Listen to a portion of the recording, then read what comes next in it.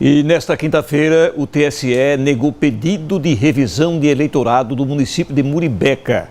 A relatora do processo, ministra Carmen Lúcia, rejeitou a solicitação diante da falta de elementos que justificassem a revisão. Segundo ela, em ano eleitoral, o TSE só faz este procedimento quando há comprovação ou vício que possa levar a algum comprometimento do processo eleitoral, fatores que, segundo a ministra, não estavam presentes no caso. No TSE, existe outra solicitação de revisão do eleitorado de Laranjeiras. A alegação é de que o número de eleitores do município corresponde a mais de 90% da população, mas ainda não entrou na pauta de votação. O mês de abril foi escolhido pela Sociedade Brasileira de Urologia para marcar a campanha de conscientização sobre o câncer de testículos. O Vinícius Mecenas, o repórter Vinícius Mecenas, tem informações ao vivo agora para você sobre este assunto. Olá, Vinícius, boa noite. Oi, Gilvan, muito boa noite para você, para todo mundo que está com a gente aqui no Jornal do Estado, na TV Atalaia. Bom, Gilvan, é o Abril Lilás, um momento muito importante, né, de reflexão, mas sobretudo de conscientização sobre o câncer de testículo através dessa campanha que acontece em todo o país e que visa conscientizar principalmente os mais jovens, tendo em vista que estão mais suscetíveis a essa doença, principalmente entre 15 e 35 anos de idade. A chance de cura é grande e que, inclusive, de acordo com o próprio Instituto Nacional do Câncer, entre 2012 e 2021, infelizmente, quase 4.000 pessoas já morreram por conta da doença. É justamente sobre esse assunto que eu converso agora com o urologista André Iotti, um pouco mais, né, sobre essa ideia dessa campanha e principalmente dos sinais, né? Como é que a pessoa pode saber, né? Tem sinais, existem sinais, sintomas em relação ao câncer de testículo, doutor? Boa noite para você. Boa noite, Gilvan. É interessante esse tema porque o objetivo é justamente alertar a população, principalmente dos adolescentes e dos adultos jovens, sobre os sintomas, né? A principal forma de detectar esse câncer de testículo é através do autoexame.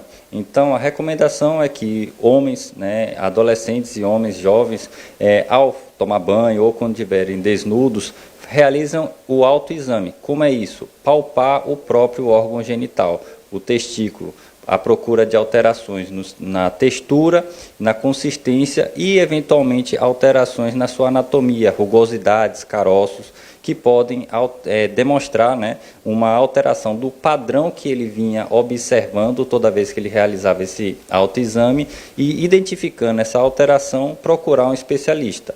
Claro que na maioria das vezes, né, vai ser alguma coisa benigna, como cistos, mas infelizmente em algumas situações pode ser sim identificado um tumor, um câncer, e quanto mais precoce a identificação dessa alteração, maiores são as chances de cura. Por que os jovens estão mais suscetíveis a isso? Tanto o adolescente, né, quanto esse adulto jovem, eles estão na fase de desenvolvimento. É quando as células, né, do desenvolvimento do testículo estão em maior produção de substâncias e também em divisão celular, né? E quando isso está acontecendo, pode ocorrer um erro, que a gente chama um erro inato, né? E nessa divisão celular e assim desenvolver uma célula cancerígena, que vai se desenvolver, crescer desordenadamente, gerando um tumor ou um câncer. E essa fase, né, da adolescência e transição para o adulto jovem é a principal fase de desenvolvimento desse órgão, o testículo. Por isso, esse grupo, né, de pacientes ou de pessoas estão mais suscetíveis a essa doença. E como é que funciona a questão do tratamento, né, tendo em vista que os jovens são os mais afetados? Quanto antes, melhor dizendo, né, for descoberto, maior a chance de cura, mas o tratamento em específico, como é que funciona? Tendo em vista que, em sua maioria dos casos, o câncer acontece de um lado, parece, né, do testículo. Geralmente a doença é unilateral, ou seja, acomete apenas um dos testículos, né? Então, no começo, quando essa doença é identificada, são realizados alguns exames que a gente chama de estadiamento, para identificar em que estágio da doença está, se é uma doença em fase inicial, fase avançada, fase precoce, tardia, qual o grau dessa doença. Então, exames laboratoriais também são feitos para a gente tentar identificar o grau de agressividade dessa doença, justamente para determinar a melhor forma de conduzir cada caso. A maioria das vezes é necessário sim a realização da cirurgia. Em situações especiais e muito precoces, é possível a realização de uma retirada parcial da doença, preservando o testículo doente, afetado, ou, infelizmente, na maioria dos casos, há necessidade da remoção total desse testículo acometido, permanecendo o testículo sadio.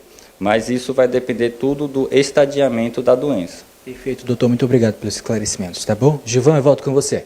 Bem, Vinícius, muito obrigado pelas informações.